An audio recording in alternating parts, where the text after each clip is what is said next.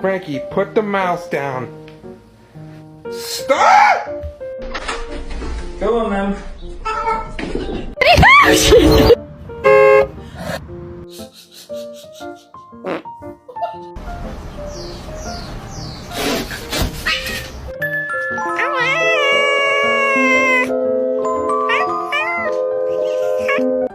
Verir misin? Ver. We're gonna have to sell your feet pictures. Oh. Let's see a handstand. Damn straight.